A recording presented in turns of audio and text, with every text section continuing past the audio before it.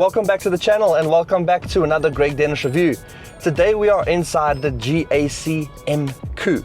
Now, if you've watched my previous video, which was where I reviewed the GAC GS3 M Zoom, then you'll know that this one is under a lot of pressure to perform better. And with this costing 100,000 Rand less than what it did last year because they discounted the price, this might be something to look at, but time will only tell. So without further ado, let's get into it.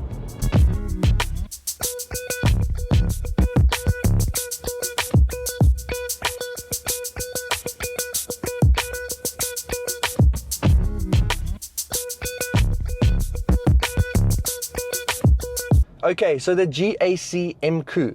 Now, as I mentioned earlier, it is discounted heavily based off of last year. Now, this is available in two different options. You've got the Executive and the Executive Plus, with the Executive selling from 520,000 Rand, which it was 600,000, and you've got now this Executive Plus, which sells from 560,000 Rand, which was 660,000 Rand. So you've got a big price difference there, but I think we just need to look at what are you getting for that pricing. Now, to start off with, you're getting a 1.5 litre turbocharged 4-cylinder petrol engine, putting out 130 kilowatts and 270 newton meters of torque, which is the engine setup that you're used to seeing in most of the new cars coming out these days. It is mated to a 7-speed dual clutch transmission, putting all the power through the front wheels. You don't have all-wheel drive here, you don't have all of that stuff. So a pretty basic setup. But what I did want to look at is how this car actually drives, because compared to what I said in the GS3 M Zoom review, I did not enjoy that drive due to the amount of turbo lag and how the car kind of pulls off and how it wasn't that good in my opinion. The good thing, this is slightly different and slightly better. So it's the same setup weirdly, but I don't think it's set up to be as sporty as the M Zoom is. So you still get a definite and noticeable lag when you put your foot down. This isn't the type of car that you can automatically on the whim want to do a quick overtake or quickly shoot across an intersection because you find a gap.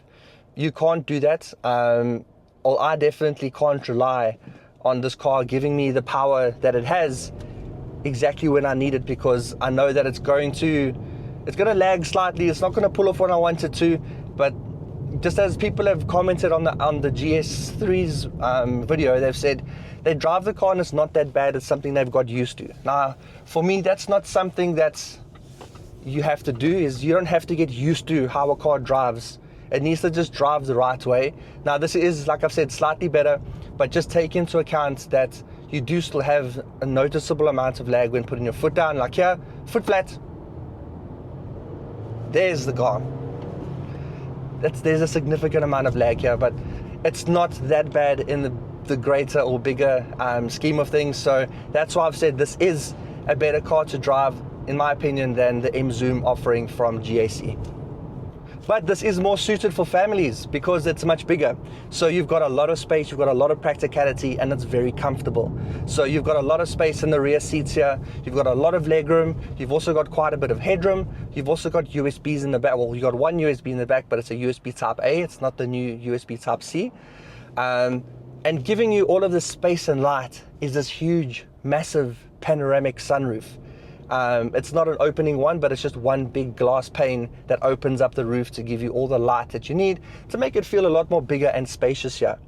So you've got lots of space in the door bins, you've got lots of space underneath the center console, you've got cup holders which are uniquely placed here. I think it's actually quite a nice layout.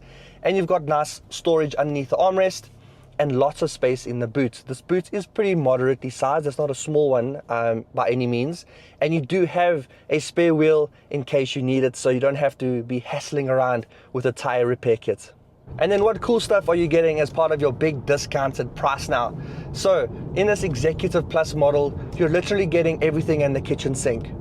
And the kitchen sink being a really interesting light show option that you can actually activate on the screen here, where the car plays music and the lights flash according to the tune, and it's quite something. It's definitely something you'll show your friends, but that's probably where it's going to end, because I think it gets a little bit awkward after that your car can do that sort of thing. But anyway,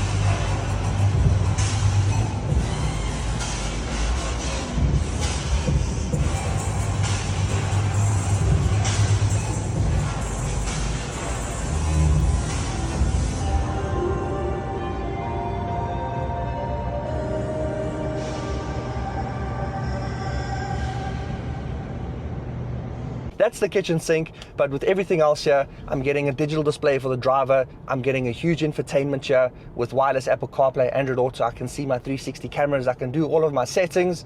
In front of me, I've also got a heads-up display, which is quite nice. It's very clear and it shows everything that I need from my speed, my range, and your lane centering and all of your safety systems like that, because this has got the lane keep assist. It's also got the lane centering, forward collision warning, rear cross traffic alert, all of those safety systems you can think of. It's got it, which is good because this is the top of the range version, and that's something that you would expect from it. And then onto the design, and this is actually quite a cool looking car. It took me a while to get used to it from the back. I think it was just the rectangular fake exhaust looking things that kind of threw me off, but after a while now I've come to like it, and I think I really do like the way that this car looks. It's very sporty, it's got a futuristic vibe to it.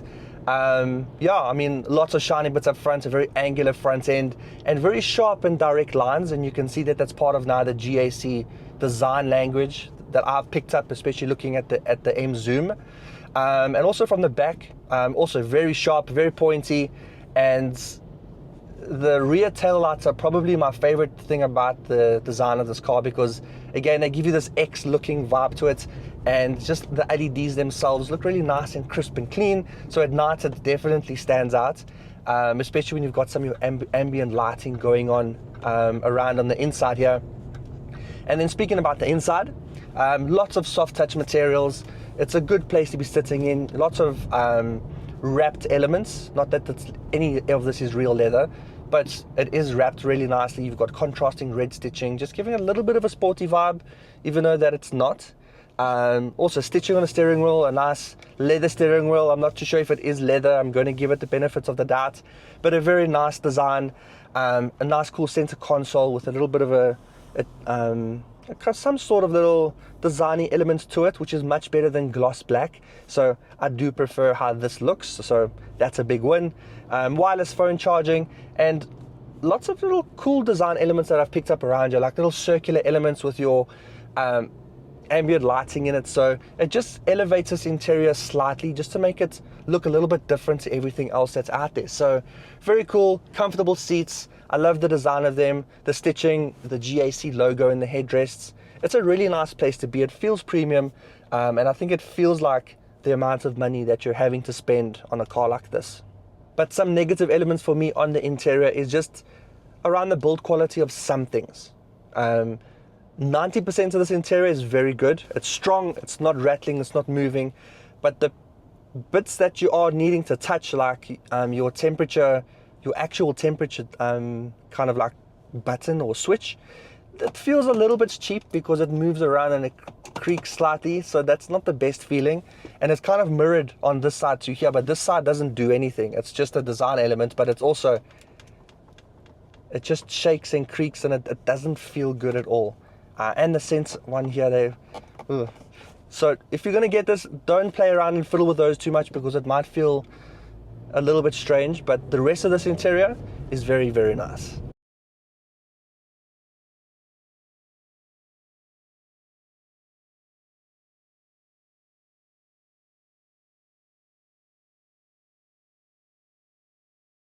Now, if you're in the market for a GAC or any other SUV, then go check one out on changecars.co.za.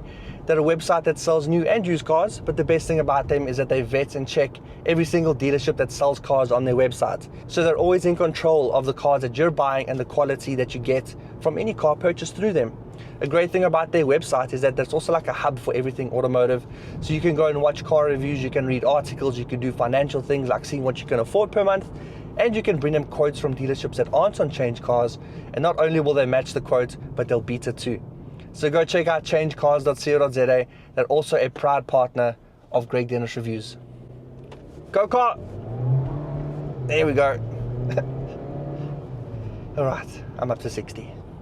And then on to the verdict in the form of the GDR test. Should you get it, drive it, or remove it from the list of cars that you're looking at? Now, I did say that this had a lot of work to do and it had a lot of pressure to perform better than the M Zoom, and I can happily say that it is better, because in the M Zoom I said that I don't think you should get it, you should remove it from the list, but I feel like the Emkoo should stay on your list and you should go and drive it. Go and compare it to other cars in the segment. Personally, for me, if I was looking for something similar to this, I would probably look at getting the MG HS.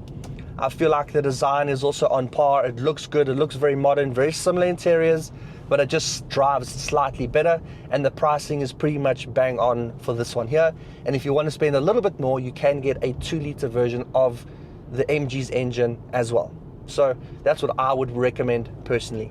So thank you so much for watching this review. I hope you enjoyed it, and I hope you learned a little bit more about this new GAC Emkoo. And if you did, please will you drop a like below, and if you want to see more videos like this, other car reviews and car content in general, then please subscribe. And until then, I'll see you in the next one. Cheers.